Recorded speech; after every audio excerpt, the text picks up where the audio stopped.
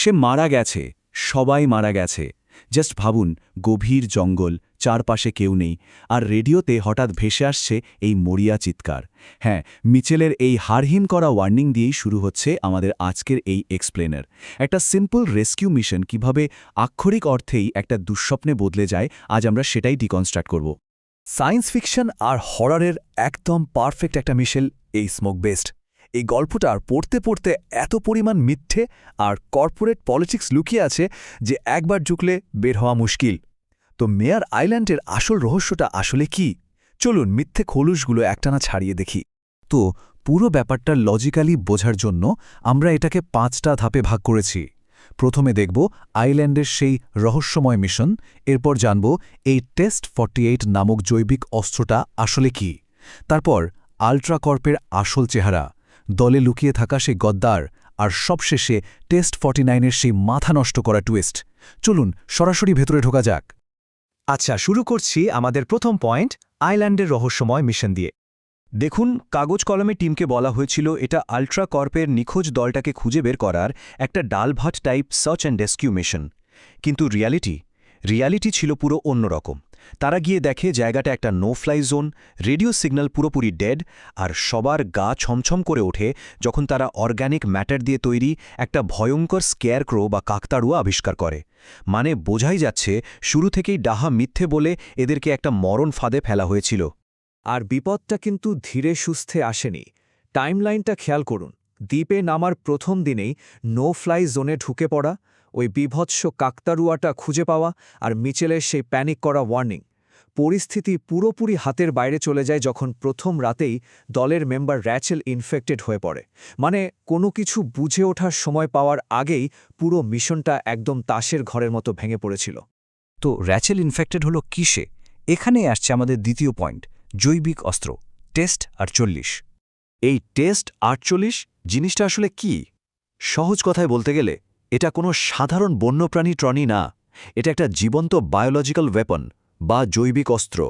জিনিসটা একটা ভাইরাসের মতো কাজ করে।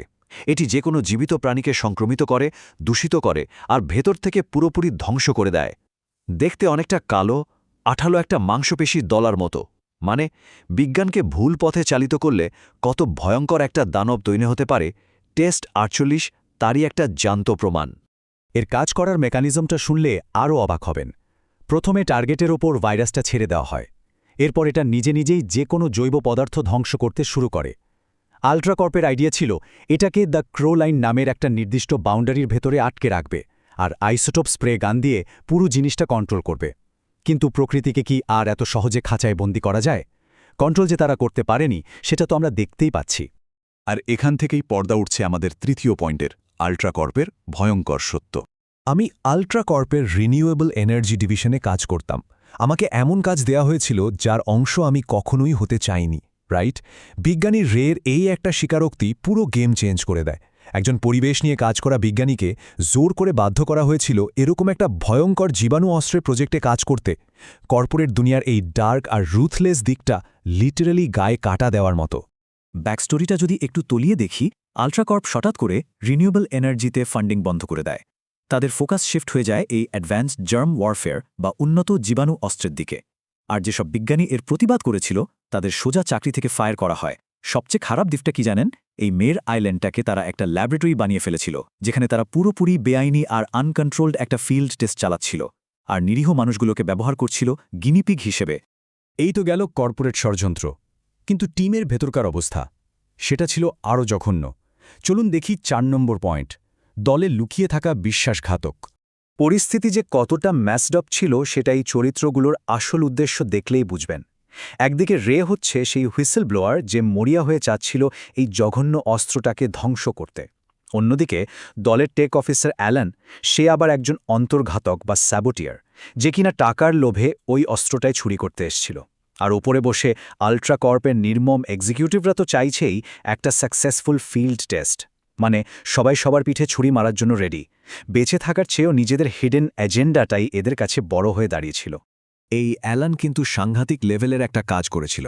সে রেডিওটা একটা ডেড ব্যান্ডে সেট করে পুরোপুরি বিকল করে দেয়, যাতে বাইরের কেউ তাদের উদ্ধার করতে আসতে না পারে। শুধু তাই না, সে গোপনে কর্পোরেশনের ভাইস চেয়ারম্যানের সাথেও যোগাযোগ রাখছিল। সে এই পুরো বিশৃঙ্খলা, এই মৃত্যুর ফাঁদটা একা হাতে তৈরি করেছিল শুধুমাত্র নতুন ওই ভাইরাসের স্যাম্পলটা নিজের কবজায় নেওয়ার জন্য। মানে জাস্ট কিছু টাকার জন্য নিজের দলের লোকদের এভাবে মৃত্যুর মুখে ঠেলে দেওয়া, ভাবতে পারেন? আর এই সব কিছুর শেষ পরিণতিটাই হচ্ছে আমাদের শেষ পয়েন্ট, টেস্ট 49 এবং চূড়ান্ত সত্য। একদম শেষ মুহূর্তে যখন মিলিটারি আইল্যান্ডে চলে আসছে, তখন ডক্টর সোফি মিলার একটা অবিশ্বাস্য কাজ করে বসেন। বেঁচে যাওয়া একজন ইনফেক্টেড মেম্বারের রক্ত ব্যবহার করে তিনি মরিয়া হয়ে ভাইরাসের বিরুদ্ধে একটা অ্যান্টিসিরাম বানিয়ে ফেলেন। এক মুহূর্তের জন্য মনে হচ্ছিল, যাক, হয়তো শেষমেশ মানবজাতি এই ভয়ঙ্কর ধ্বংসযজ্ঞ থেকে রক্ষা পেল। কিন্তু গল্পটা কি আসলেই এতটা সিম্পল? এখানেই আসি আমাদের সেই চরম প্রশ্নটা। উইল কেনকে যখন মিলিটারি ডিটেনশনে নিয়ে যায়, টানা 72 ঘণ্টা ভাইরাসের সংস্পর্শে থাকার পরও তার শরীরে কোনো ক্ষতিকর প্রভাব বা সাইড এফেক্ট দেখা যায় না। এখন প্রশ্ন হচ্ছে, উইল কেন কি সত্যিই কেবল একজন সাধারণ যুদ্ধবন্দী বা কমব্যাট ডিটেইনি, নাকি সে নিজেই সেই আল্টিমেট ভয়ঙ্কর সাকসেস স্টোরি? টেস্ট 49 সফল। অভিনন্দন ডক্টর। একদম শেষে ভেসে আসা এই একটা মাত্র লাইন পুরো গল্পের হিসাব নিকাশ পাল্টে দেয়। তার মানে কি, এই অ্যান্টিসিরামের সাহায্যে তারা এমন একটা পারফেক্ট বায়োলজিক্যাল ওয়েপন তৈরি করে ফেলেছে যা মানুষের রূপেই স্বাধীনভাবে ঘুরে বেড়াচ্ছে? যে জিনিসটাকে আমরা রেস্কিউ মিশন ভাবছিলাম, সেটা কি আসলে একটা ভয়ঙ্কর সাফল্যের শুরু? এই পারফেক্ট কিলিং মেশিন এখন হয়তো আপনার আমার আশেপাশেই ঘুরে বেড়াচ্ছে, আর আমরা টেরও পাচ্ছি না। কি মনে হয় আপনাদের?